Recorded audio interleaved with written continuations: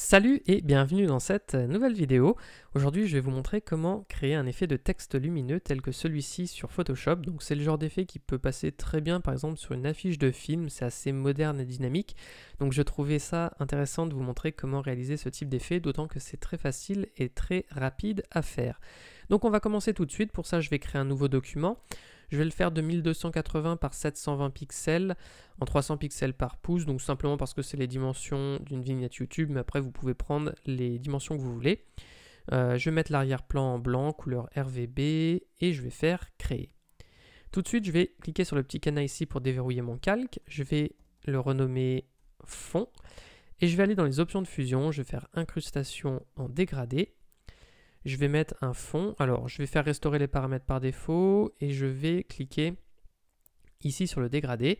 On peut prendre, donc admettons qu'on prenne le dégradé de base, normalement tout le monde l'a, celui-ci. Ce que je vais faire, c'est qu'à gauche, je vais mettre un gris très foncé, OK, et à droite, je vais mettre du noir tout simplement, et je vais faire OK. Donc on veut un fond très sombre, donc c'est pour ça que je fais ça. Je vais faire OK, je vais mettre le style en mode radial, je vais augmenter l'échelle à 150%. Et si vous avez inversé les couleurs, vous pouvez cocher la case inversée. Le but, c'est d'avoir la couleur la plus sombre à l'extérieur. Et je vais faire OK pour valider. Ensuite, je vais prendre mon outil texte. Donc pour ça, j'appuie sur T. Et je vais écrire donc mon texte. Donc là, je ne vais pas être très original. Je vais juste écrire le mot texte. Et donc je reprends mon outil de déplacement pour le placer où je veux. Et je vais le modifier un petit peu. Donc pour ça, vous allez dans Fenêtre et vous cliquez sur Caractère pour ouvrir le panneau Caractère. La typographie que j'ai choisie, donc elle s'appelle Canit, je vous ai mis le lien en description si vous voulez la télécharger. Je vais la mettre en style Black Italique parce que le fait d'avoir une typographie très épaisse, je trouve que ça fonctionne bien ici, et en italique ça donne un côté dynamique, donc je vais faire ça. Je vais mettre la taille à 45 points, mais après ça dépendra de la taille de votre document.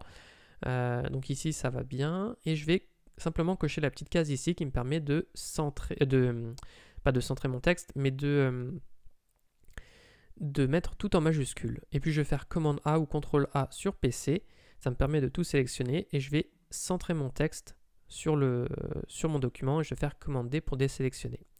Je peux maintenir Shift enfoncé et je vais le mettre un peu plus haut, je le dupliquerai après et j'en mettrai une deuxième partie en dessous, donc c'est pour ça que je le mets dans le haut du document. Tout de suite, je vais venir ensuite diminuer le fond.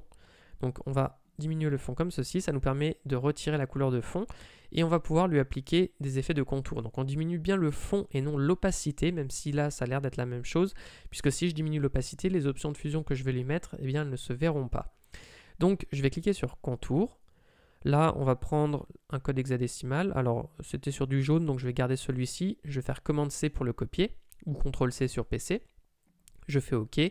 La taille, on met à 5 pixels, la position en intérieur, mode de fusion en mode normal. Ensuite, je vais faire une lueur externe. Alors là, je vais restaurer les paramètres par défaut. On va venir cliquer sur la couleur ici, venir coller notre code hexadécimal en faisant commande V ou CTRL V sur PC. Je fais OK.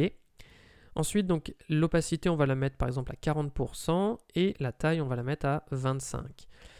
Selon l'effet que vous recherchez, la taille de votre document, etc. Vous pourrez faire varier ces valeurs, mais ce sont les deux seuls réglages sur lesquels je vais jouer ici.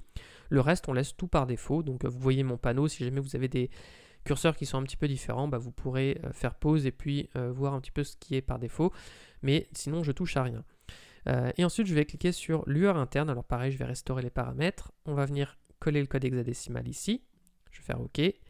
Là, on va venir mettre 40% et ici 25 pixels et j'appuie sur OK pour valider.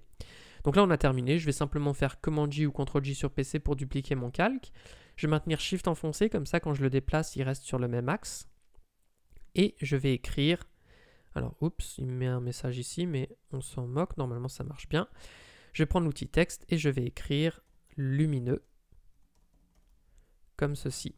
Et je vais le recentrer. Donc là, grâce au repère, j'arrive à le centrer sur mon document. Sinon, vous refaites comme j'ai fait il y a un instant. Voilà. Et on obtient ce résultat final. Donc voilà, j'espère que ce tutoriel vous aura plu. Si c'est le cas, je vous invite à mettre un like et à vous abonner à la chaîne. J'en profite aussi pour vous dire que j'ai créé une formation de 3 heures pour vous aider à débuter sur Photoshop dans les meilleures conditions. Donc si ça vous intéresse, vous avez juste à cliquer sur le lien qui est dans la description. La formation est offerte. Sur ce, moi je vous dis à bientôt pour une prochaine vidéo.